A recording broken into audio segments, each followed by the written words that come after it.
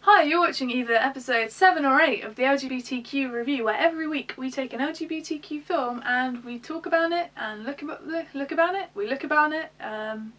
you know, that sort of thing.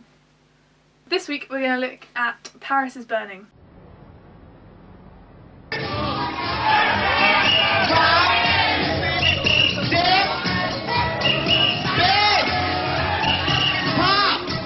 Those balls are more or less like our fantasy of being a superstar, you know, like the Oscars or whatever, or being on a runway as a model. You know, a lot of those kids that are in the balls, they don't have two of nothing.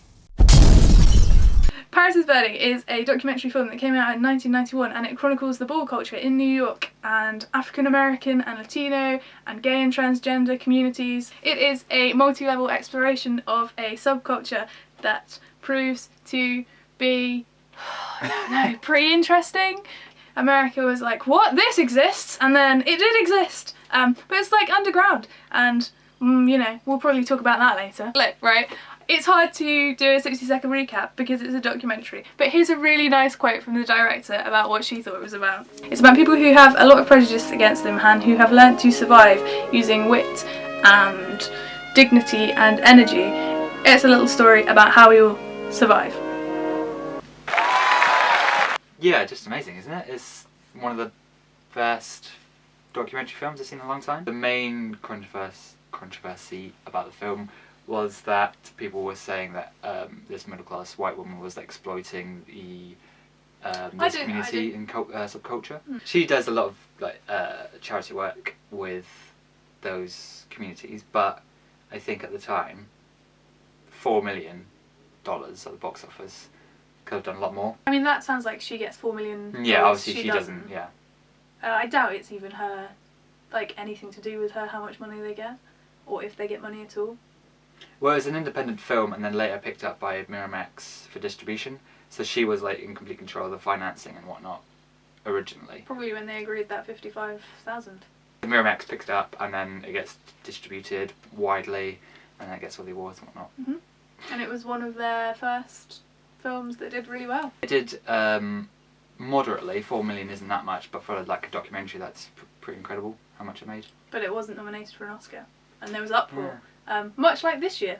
25 years later, yeah. Not much has changed at all, really. Within this world and the subculture, there's a lot going on that you have to learn.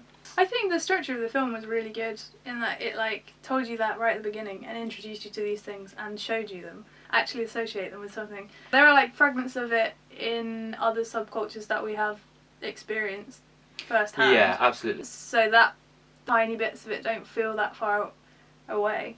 They get into kind of class envy and stuff. People at the kind of bottom of the run are looking up at basically white, rich people and what they have and what they don't have, and how that kind of plays out in the balls. The film's all kind of centered around the competition. We really like dancing, so anything with dancing, dancing so much. You've got a good chance of getting a good response from us, I think.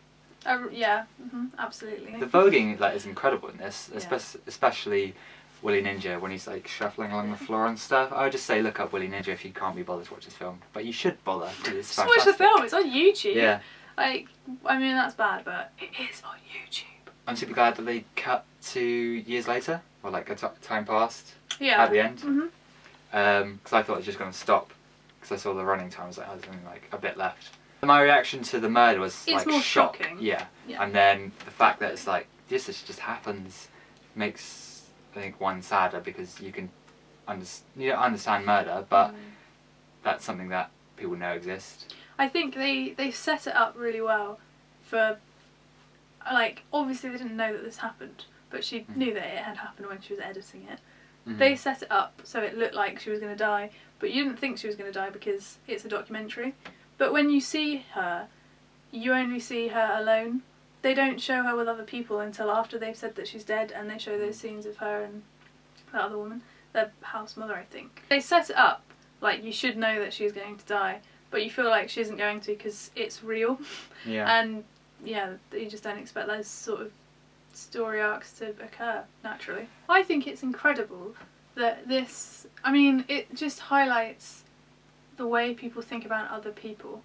Or like, I like to say the way people thought about other people, but I think probably not. I think people probably haven't changed that dramatically. In that you could watch Boys Don't Cry and everyone could say, that's awful, let's change the way we're doing gender reassignment in America. But this can be made like a decade before that, and people don't say anything about it. I mean, like, they talk about it, but they're not like, let's change things. They're just like, this is a thing that happens. I'll give it 5 out of 5 80s sunglasses, because there are some sunglasses in this which are fantastic. Oh, I'm going to give it 5 white male news reporters asking a fashion designer if modelling goes against women's lit. So that's what we thought. Let us know what you thought in the comments below. We have been James and Beth, and this has been the LGBTQ review. Super good. Hit subscribe to get our weekly updates. You can follow us on Twitter at LGBTQ_review. If you want to suggest any films that you would like us to review, then send us a message or comment below. Thanks for watching. We'll see you next week.